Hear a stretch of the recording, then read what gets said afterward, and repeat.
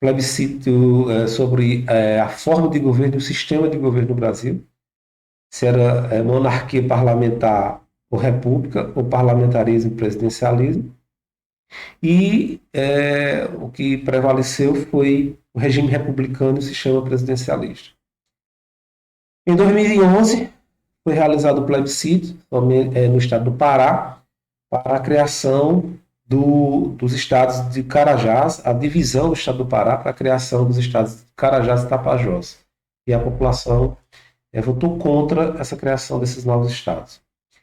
Plebiscito sobre a criação, em 2014, plebiscito sobre a criação de 2 distritos em Campinas, né, no referido município, que decidiu pela elevação das regiões de Ouro Verde e Campo Grande à condição de distritos administrativos.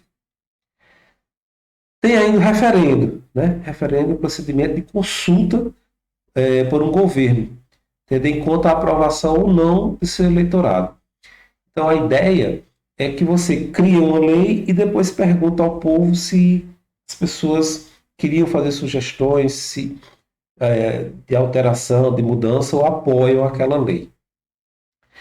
Então, do latim é referendo, é um sistema, um instrumento de democracia semi-direta por meio do qual cidadãos eleitos são chamados a pronunciar-se por sufrágio direto e discreto e secreto sobre determinados assuntos de relevante interesse da nação. Normalmente é utilizado quando as decisões são excepcionais, né? Aqui no Brasil a gente dá exemplo de dois. Em 1963, né? Sobre a história do parlamentarismo, e em 2005, né? Em 2005, sobre a questão da arma de fogo, né? A história era o Estatuto do Desarmamento. Então, tornava proibida a comercialização de armas e munição no território nacional. Mas de forma surpreendente, as pessoas rejeitaram, né? Rejeitaram a alteração da lei.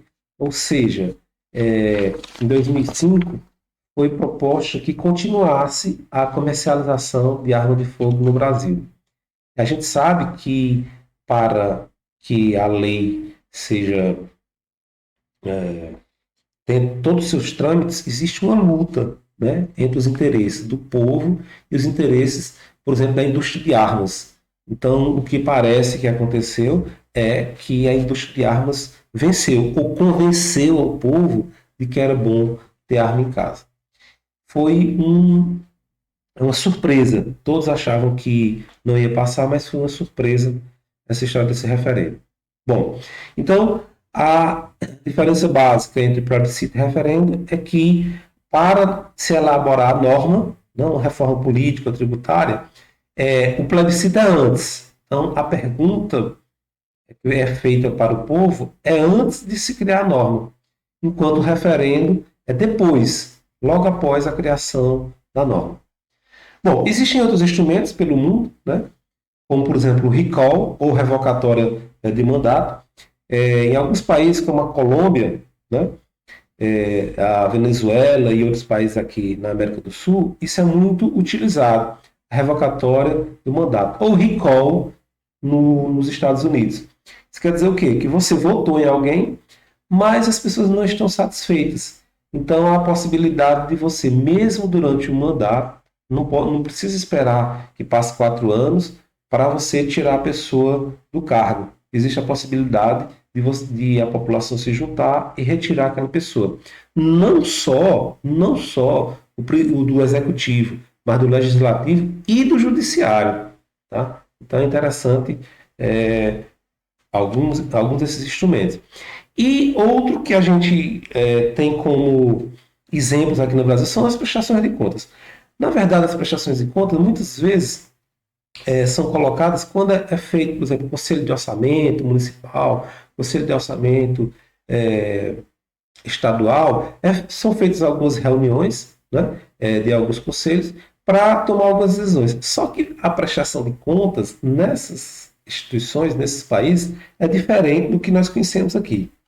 A prestação de conta ela é mais rígida, as pessoas cobram mais, estão mais próximas, né, dos mandatários de algum cargo político para mostrar para eles, para a população, o que é que eles estão fazendo, se estão fazendo certo, se gostariam de. Então, são outros instrumentos que a gente precisa conhecer pelo mundo. Bom, alguns mitos e verdades sobre a história e desafios sobre a história da participação. Primeiro, algumas pessoas dizem que participação por si só muda a realidade. Não é verdade. Por si só muda a realidade. Não é verdade. Né? Participação muda muito mais do que apenas, por exemplo, a minha realidade. A sociedade não está preparada para participar com protagonismo das políticas. Então a gente tem aquela ideia de que as pessoas elas não têm protagonismo, elas não têm interesse de participação. Isso é verdade, mas isso deve mudar. A sociedade não pode compartilhar a governabilidade, devendo restringir-se ao voto. Olha só, essa é uma ideia bastante utilizada, inclusive aqui no Brasil. Nossa participação tem que ser maior do que o voto. E a sociedade é vista como elemento que dificulta a tomada de decisão, pela morosidade do processo. Né? Então, eu já vi alguns políticos e algumas pessoas dizendo assim: a democracia é difícil, a democracia é morosa, os processos. Toda vida que a gente for fazer alguma coisa, tem que fazer plebiscito, referendo, por exemplo, né? Porque é moroso, porque é complicado.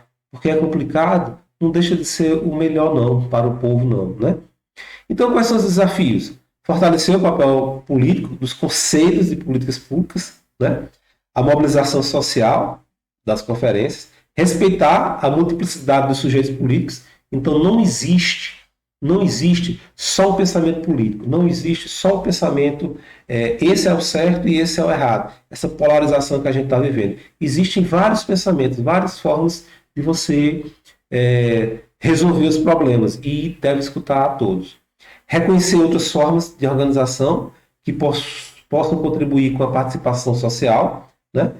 E recolocar a questão da reforma do Estado dentro de um projeto maior de sociedade. Então, que Estado nós queremos? Para onde nós queremos ir? Né? Bom, dito isso, eu vou passar esse material para vocês e lá no material vai ter uma atividade. A atividade, ela fala sobre as formas de exercer a cidadania além do voto. Então, existem alguns exemplos, vem trazendo alguns exemplos, ele traz aqui 23 exemplos, e eu quero que vocês me tragam, façam uma ou duas sugestões sobre a forma de exercer a cidadania na sua cidade, no seu município. Ok? Muito bem, muito obrigado e até a próxima.